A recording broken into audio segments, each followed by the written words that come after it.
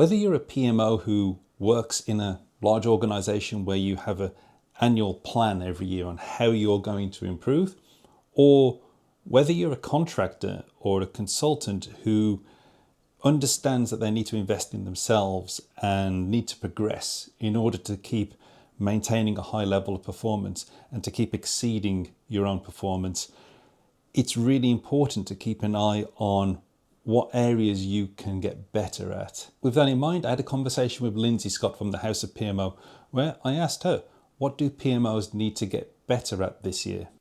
I think, from all the things that we do at the House of PMO, which, covers all kinds of PMOs and all kinds of PMO people and different roles of people that work within them.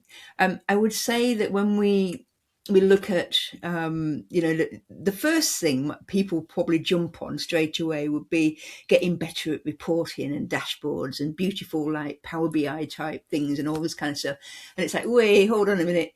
Actually, it's just getting the basics, the fundamental kind of PMO 101 stuff, which is, the stuff that keeps projects ticking over, good risk, good governance frameworks, good assurance, good practices. Not best practices, as we tend to, we're more towards let's have good practices.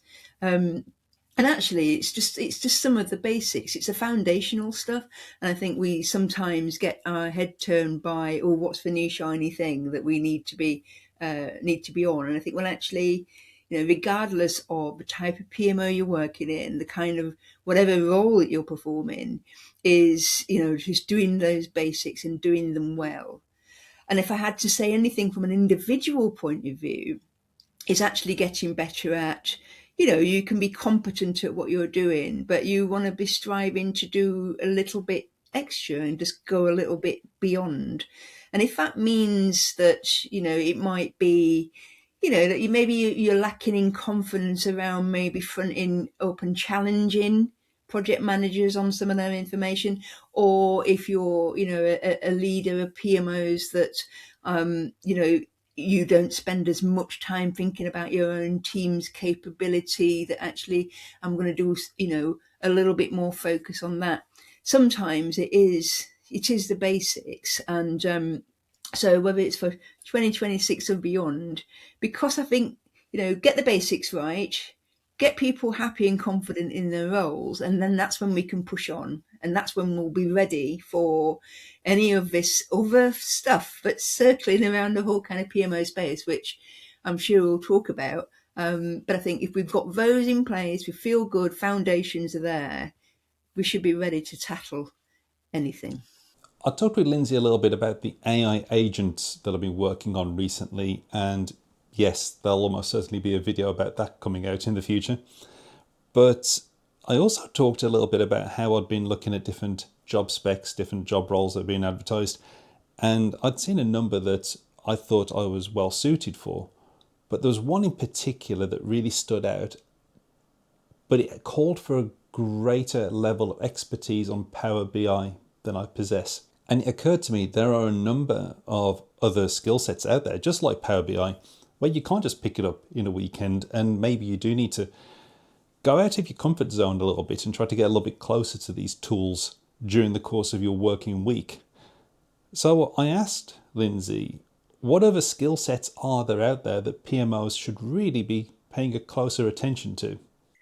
Well, it is funny you should say and pull out Power BI, and the reason why I brought it up is that it is one of them that many of the members, because we're polling regularly and asking these kind of questions. Where do you want to spend more time in terms of your development, whether that be formal development or something a little bit less formal.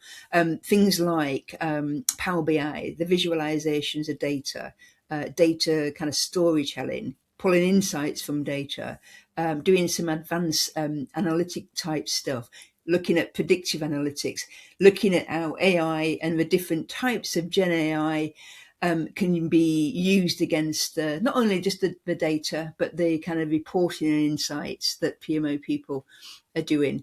It's that area that I think people are want to invest more of their time, budget, and so on, because I think they recognise that we're hearing about all the benefits of what AI is going to be able to bring to PMO and to project management.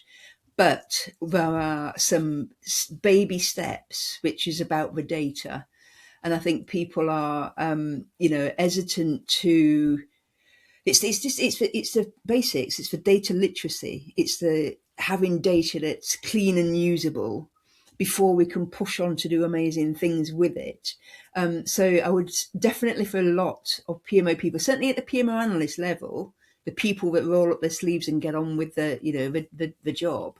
It's definitely that kind of thing, and Power BI just happens to be the tool name that comes up time and time again because of those lovely, gorgeous dashboards that people are sharing everywhere. People say, oh, we could do with that.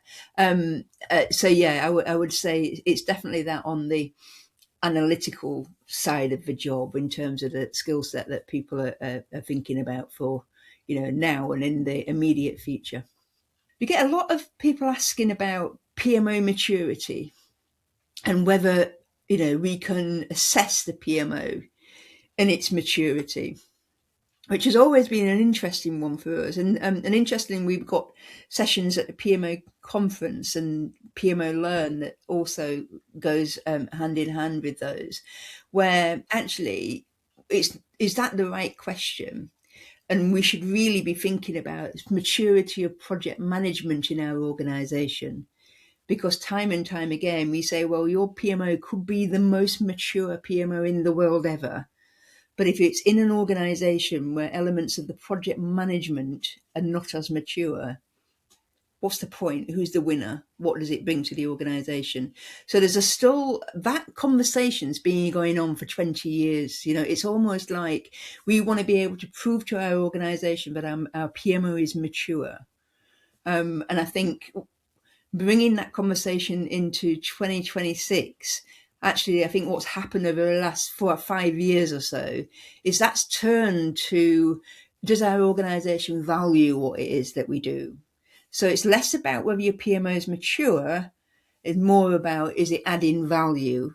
The V word. It's almost like there's been an explosion of the V word in PMOs over the last 5 years. And I think there's an unraveling of like, well, what does that really mean? What do we when we say that PMO is adding value? How do we quantify that? What does it look like? It's that kind of thing where we are now. So that's like an old theme, but is now coming into today and slightly changing tact with it, because maturity in PMOs means nothing. It's all about the outcomes of the work that the PMO is doing. That's what it's all about. So yeah, it's really interesting. And of course, we pick up that those kind of ways of thinking or thinking differently about the PMO. You might hear about things, people talking about our PMO needs to be more strategic. What does that mean? What does it look like? What value does that bring?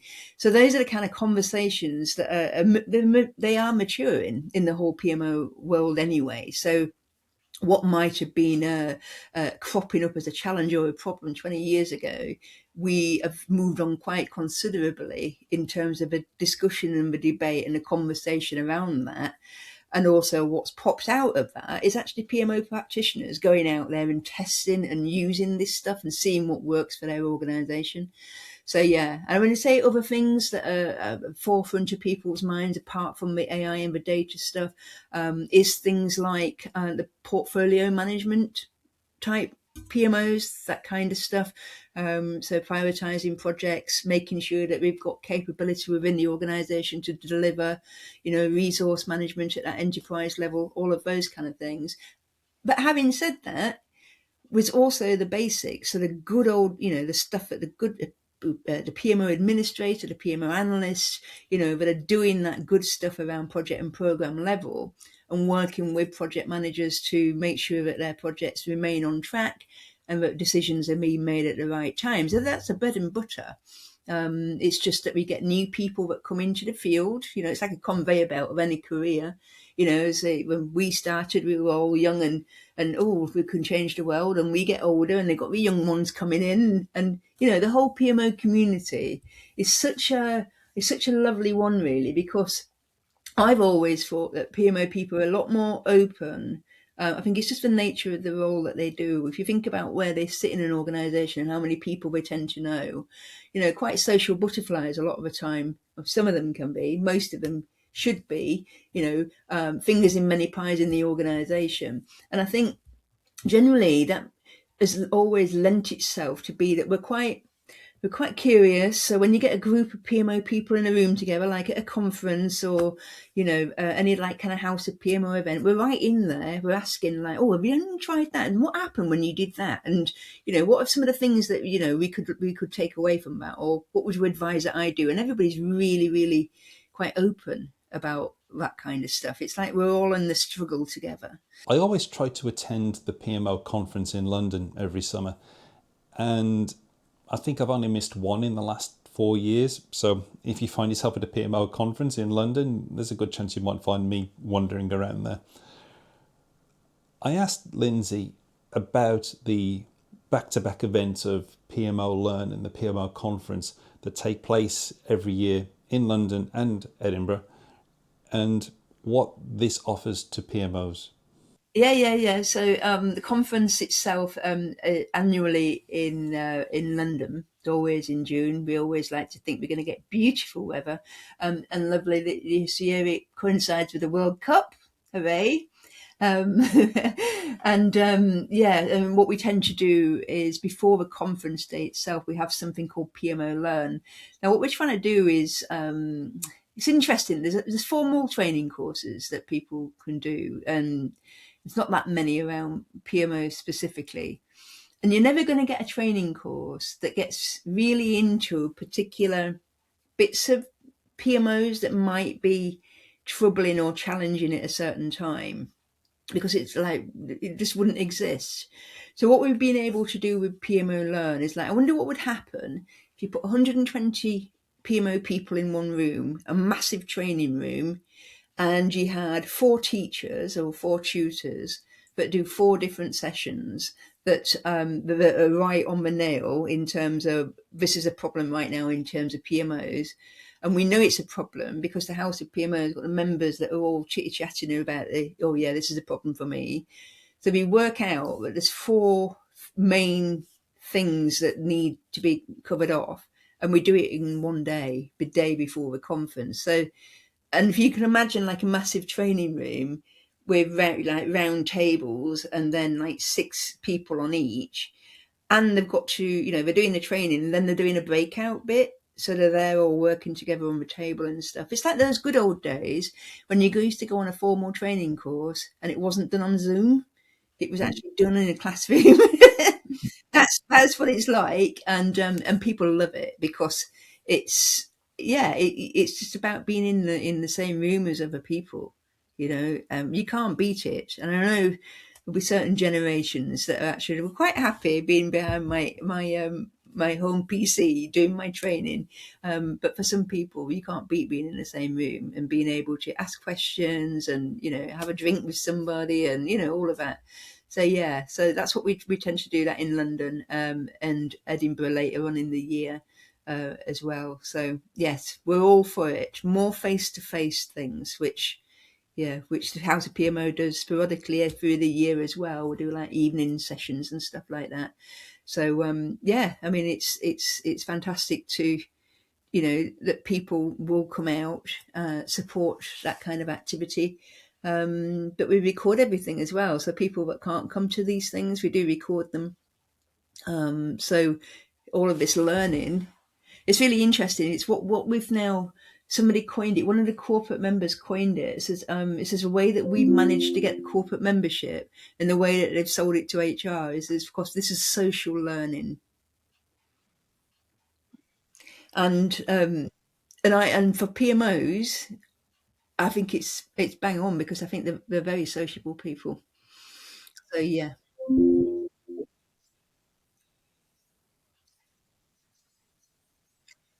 Yeah, that's right. Yeah, so we record everything. So all the conference sessions, all the even when we're like so like last the other week we were up in Edinburgh at somebody's offices. I come with my trusty camera and record it. Yeah, you know. So anybody wherever you are in the world, you can be right in the room. You know. So yeah, I mean, look, we've always said with the PMO stuff is that the answers are not in a textbook. They never will be. They're going to be in somebody's head who's maybe tried something before you, somebody who has tried and failed at something is sharing their story. It'll be, you know, a snippet. It'll be a conversation when you're queuing up for lunch at a conference and somebody says something to you. It's that. That's what we're trying to catch because PMOs are different everywhere. We know that, but there are some underlying things that are the same, which is we're all struggling to make them work really well for our particular organisations. I mean, listen, we need the ideas, and you can take one or two things away from a, you know, coming to a meetup or coming to a conference, and it can be, you know, that one idea that you think, right, that is definitely going to work, and I'm going to test that and use that. And we get some really great stories how people have done exactly that, how they've managed to change some of the things they've been struggling with just because of a, you know, one idea from a talk at a conference, or, you know, something that they were chatting to somebody over a beer when they had a meetup. So, you know, you never know, but we're there to try and to put these things on to, you know, to hopefully create the environment where these kind of good conversations will happen. Thank you, Lindsay. Now, I know that Lindsay has spent over a decade now working on House of PMO, providing all sorts of knowledge and services for PMOs. So please take a moment to go and find Lindsay Scott on your social media, find the House of PMO on your social media, and make sure to give them a follow. It's well worth your time. Have a great day.